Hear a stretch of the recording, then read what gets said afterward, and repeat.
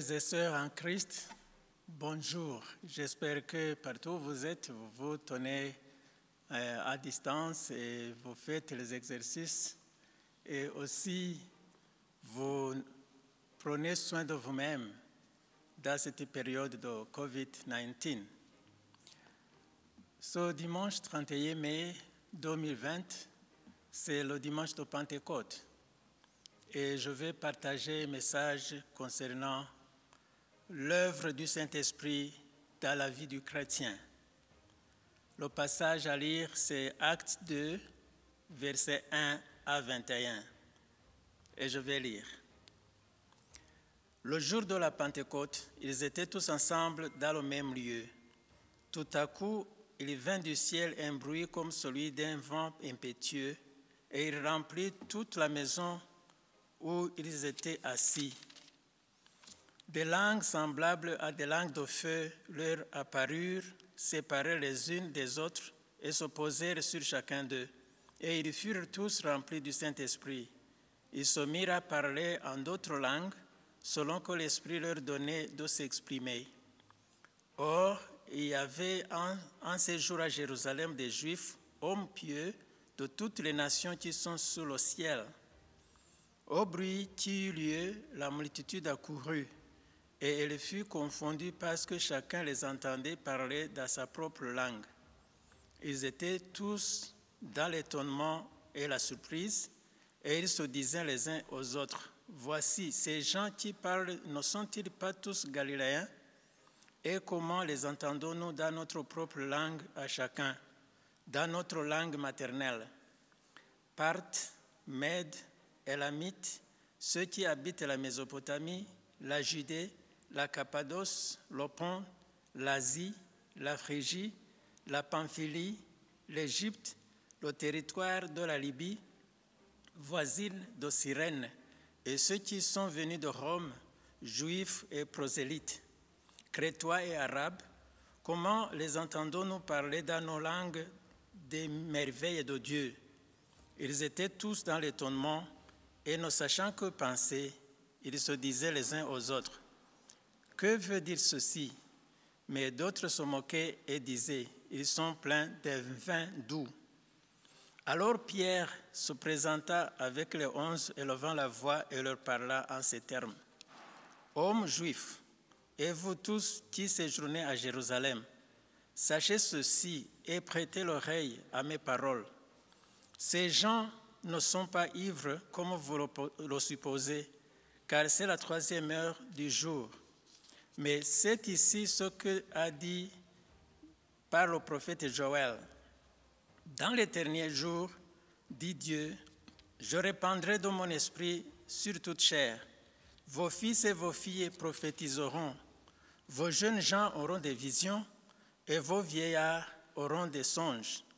Oui, sur mes serviteurs et sur mes servantes, dans ces jours-là, je répandrai de mon esprit et ils prophétiseront.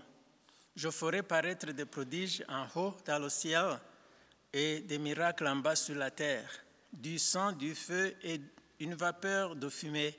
Le soleil se changera en ténèbres et la lune en sang, avant l'arrivée du jour du Seigneur, de ce jour grand et glorieux. Alors, quiconque invoquera le nom du Seigneur sera sauvé. Frères et sœurs en Christ, la situation de confinement dans laquelle le monde entier se trouve aujourd'hui à cause de la pandémie COVID-19 fait que la majorité des gens sur tout le globe se demandent que faire si cette situation perdure. Les disciples de Jésus-Christ étaient aussi enfermés dans une maison en attendant que Jésus accomplisse sa promesse de leur envoyer le baptême du Saint-Esprit, selon Actes chapitre 1er, versets 4 et 5 et Actes chapitre 2, verset 1. Ce baptême eut lieu le jour de Pentecôte, 50 jours après la résurrection de Jésus-Christ. Le jour de Pentecôte dans l'Ancien Testament était normalement célébré le 50e jour après le festival de la Pâque juive. Ce jour était aussi appelé la fête des semaines. c'est-à-dire célébrée après cette semaine de 7 jours, est la fête de la récolte que nous trouvons dans Lévitique 23, verset 15, Exode 34, verset 22 et Deutéronome chapitre 16, verset 9 à 10. Dans toute l'histoire de l'humanité, 3 grands événements ont joué un rôle très important dans le courant de cette histoire. Le premier événement, c'était la naissance de notre Seigneur Jésus, suivi de sa mort, qui a été suivi de sa résurrection. Et troisième événement, c'est la venue du Saint-Esprit en puissance en ce jour de Pentecôte, après la résurrection de Jésus. Tous ces 3 événements avaient été annoncés des centaines d'années avant par les prophètes, dont Ésaïe dans le chapitre 9 et Joël et d'autres. Concernant l'événement de la Pentecôte, l'auteur des Actes des Apôtres, Luc, en explique en détail le déroulement. Ce jour de Pentecôte, les disciples se trouvaient ensemble dans une maison quand soudain, le bruit d'un vent impétueux remplit la maison. Alors apparurent des langues de feu qui se posèrent sur chacun d'entre eux, et ils furent tous remplis du Saint-Esprit. La mention du vent et du feu rappelle l'emploi des mêmes mots par Jean-Baptiste et par Jésus lui-même dans les évangiles de Matthieu, chapitre 3, verset 11, et Jean, chapitre 3, verset 8, signifiant la présence de l'Esprit de Dieu là où Dieu se manifeste.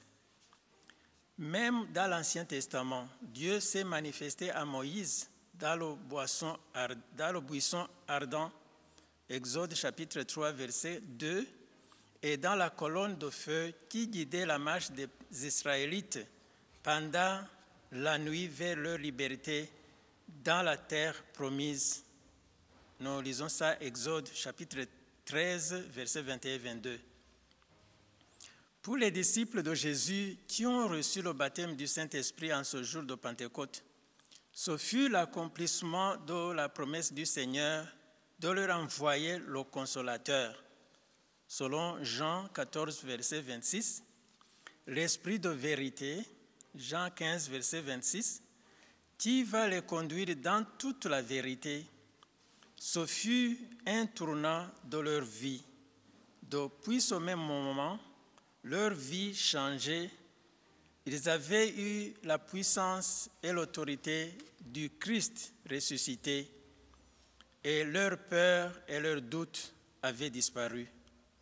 Depuis ce moment, ils vont sortir et parler publiquement avec la puissance du Saint-Esprit dans leur témoignage, accompagnés de signes miraculeux, démontrant que Jésus-Christ est le Sauveur du monde et qu'il n'y a pas de semblable à lui. En effet, dans Actes chapitre 4, verset 12, Luc dit que il n'y a de salut en aucun autre, car il n'y a sous le ciel aucun autre nom qui ait été donné parmi les hommes, par lequel nous devons être sauvés. En ce jour, le discours de Pierre amena près de 3000 parmi leur audience à embrasser le salut en Jésus-Christ. Et c'est dans Acte 2, verset 22 à 41. Le Saint-Esprit est là pour tout croyant en Jésus-Christ qui accepte d'être témoin du salut qu'il nous a acquis par son sacrifice. La manifestation du Saint-Esprit dans la vie du chrétien est démontrée par la présence et l'utilisation des différents dons pour le bien commun du corps de Christ, qui est l'Église. Et ça, on trouve dans 1 Corinthiens chapitre 12, versets 4 à 11, les dons qui viennent du Saint-Esprit pour la croissance de l'Église. On nous dit la parole de sagesse, la parole de connaissance, la foi, le don de guérison, le don d'opérer des miracles, la prophétie, le discernement des esprits, le parler en langue et l'interprétation des langues. À cela aussi correspondent les fruits du Saint-Esprit qui identifient une personne comme étant remplie du Saint-Esprit. Et ces fruits du Saint-Esprit aussi apparaissent dans la lettre de Paul aux Galatiens, chapitre 5, versets 22 à 23. Et ce sont l'amour, la joie, la paix, la patience, la bonté, la bienveillance, la foi, la douceur et la maîtrise de soi. La foi apparaît ici comme don et aussi comme fruit du Saint-Esprit. En effet, notre foi joue un rôle important dans la possibilité de notre salut. Car sans la foi, il est impossible de plaire à Dieu.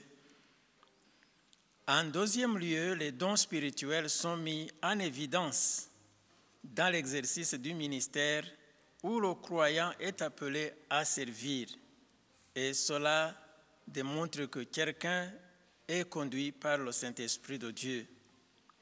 Être rempli du Saint-Esprit n'est pas un contrat qu'on l'on signe une fois pour toutes. On est tenu à renouveler cet engagement chaque fois que c'est nécessaire. Dans un moment de distraction causé par les soucis de la vie et l'influence des tentations du diable, il est possible qu'un chrétien attriste le Saint-Esprit. Et Ésaïe l'a dit dans Ésaïe 63, verset 10, que les Israélites ont été rebelles. Ils ont attristé le Saint-Esprit de Dieu et il est devenu leur ennemi. Il a combattu contre eux.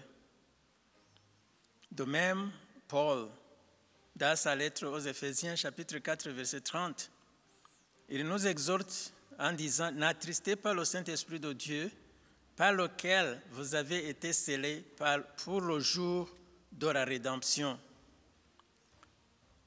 L'écrivain de la lettre aux Hébreux, chapitre 10, verset 29, parle de la possibilité d'insulter le Saint-Esprit.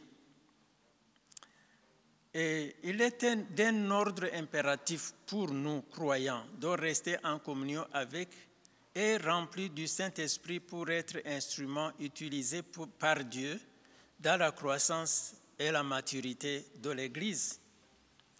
Ce temps qui nous est donné d'être à la maison, imposé par la pandémie, devrait aussi être une opportunité pour nous de faire une réflexion approfondie sur notre relation personnelle avec le Saint-Esprit, ainsi que sur notre performance dans le ministère qui nous a été confié dès notre conversion dans la foi chrétienne. Parce qu'il n'y a pas de chrétiens inactifs.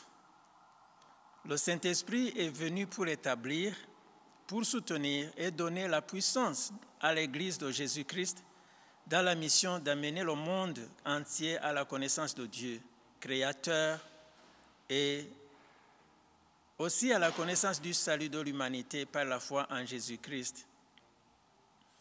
Chaque croyant a un rôle à jouer, toi et moi, pour que ce témoignage couvre toute la terre avant le retour de Jésus-Christ. Le temps approche où chacun d'entre nous va rendre compte de l'emploi du temps et des dons et des opportunités reçues de Dieu durant toute notre vie de chrétien. Que personne d'entre ceux qui confessent être chrétiens ne soit trouvé à avoir gaspillé son temps et les opportunités lui données en ne faisant rien qui puisse ajouter valeur au travail pour le royaume de Dieu. Frères et sœurs, utilisons ce temps qui nous est donné pour réfléchir encore une fois à notre état, à notre progrès, à notre devoir qui nous est donné par le Saint-Esprit de Dieu, notre rôle à jouer dans l'Église, parce que le Seigneur vient bientôt. Prions le Seigneur. Père Saint, merci infiniment pour ta présence dans la forme du Saint-Esprit au milieu de nous, pour nous assurer ta guidance dans notre vie de chaque jour. L'Église a toujours besoin de ta manifestation dans la puissance du Saint-Esprit, dans chaque activité qui serve à renforcer la victoire de Jésus-Christ sur toute œuvre de l'ennemi qui agit dans le monde. Viens à notre aide, Seigneur, pour la gloire de ton nom très saint. Amen.